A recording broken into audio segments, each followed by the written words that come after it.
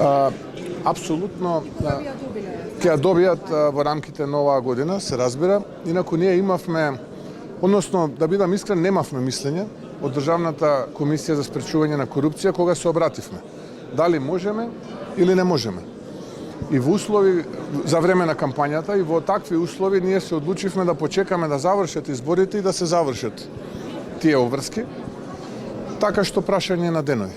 Лани не добиле субвенции, државна помош инвеститорите домашни и странски и годинава уште немаат добиено домашните и странски инвеститори пари државна помош кои што им се субвенции. Лани зборевме дека странските инвестиции, странските инвеститори немаат добиено државната помош која што им следува согласно договорот за инвестиции со владата. На крај они ќе не тужат. И оваа година не се исплатени парите. А оваа година демека ма знаете ДКС не ни дадоа мислење, жити се. А лани немаш избор. Лани шо?